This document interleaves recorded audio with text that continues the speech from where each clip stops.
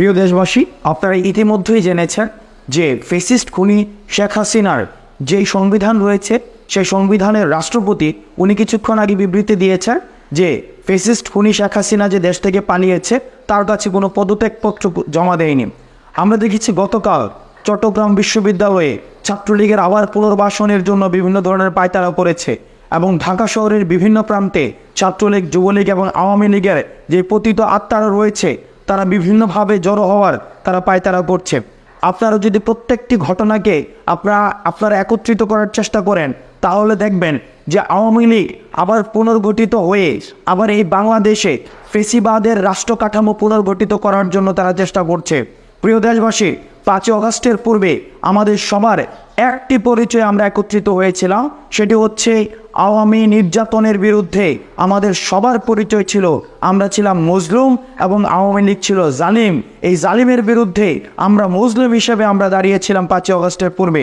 কিন্তু 5 আগস্টের পরবর্তী সময়ে আমরা নিজেদের বিভিন্ন ক্ষুদ্র ক্ষুদ্র রাজনৈতিক স্বার্থে আমরা পৃথক হয়ে গিয়েছি, যার ফলশ্রুতিতে এই যে একটি গ্যাপ ক্রিয়েট হয়েছে, এই গ্যাপ ক্রিয়েটের জায়গাটিতে আবার আওয়ামী ফ্যাসিস্ট সরকার আবার তার পুনর্বাসনের ছক কষছে।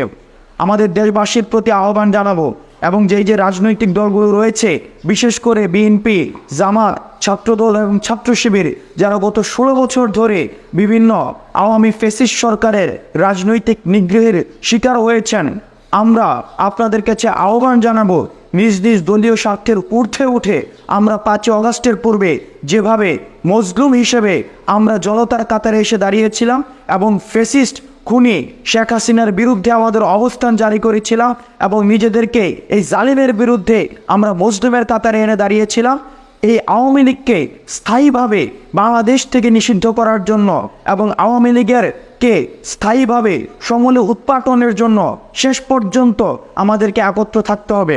আমরা যদি নিজেদের দলীয় স্বার্থে এবং রাজনৈতিক স্বার্থে আমরা যদি পৃথক হয়ে যাই, সেই সুযোগটি হচ্ছে আওয়ামী লীগের পতিত আত্মারা নেবে। সুতরাং আপনাদের কাছে আহ্বান, আপনারা বিভিন্ন জায়গায় যদি খুব মনোযোগের সাথে দেখেন তাহলে দেখবেন বিভিন্ন জায়গায় চক্রান্ত চলছে, বিভিন্ন জায়গায় আওয়ামী লীগকে আবার পুনর্বাসন করার আমরা দেখছি প্রশাসনিক এবং বিচারিক বিভিন্ন ধরনের ষড়যন্ত্র চলছে। এই ষড়যন্ত্রগুলোকে রুখে দিতে আমাদের জাতীয় ঐক্যের কোনো বিকল্প নেই।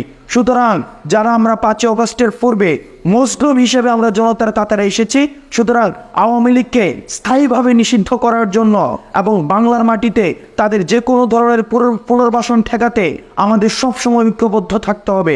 যে কোনো রাজনৈতিক পরিচয়ের ঊর্ধ্বে উঠে আমাদের মজলুম পরিচয়ে আমাদের মাঠে আমাদের অবস্থান জারি রাখতে হবে। নচেত আবার আমরা দেখব আওয়ামী লীগের পতিত আত্মা আবার বাংলাদেশের এই মাটি আবার তারা দখল করে নিয়েছে।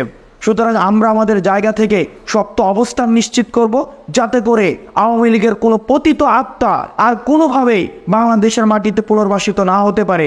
ছাত্রলীগ, যুবলীগ, আওয়ামী লীগকে স্থায়ীভাবে রাজনৈতিকভাবে নিষিদ্ধ করার জন্য, বিচারিকভাবে নিষিদ্ধ করার জন্য আমাদের সামষ্টিক যত ধরনের পদক্ষেপ নেওয়া প্রয়োজন আমরা সেই পদক্ষেপগুলো আমরা সামষ্টিকভাবে নেব এবং বাংলাদেশে গণতন্ত্র এবং ন্যায্যতা এবং যেই দায় দরদ এবং ইনসাফের যেই বাংলাদেশ, সেই বাংলাদেশ প্রতিষ্ঠিত আমরা করেই ছাড়ব।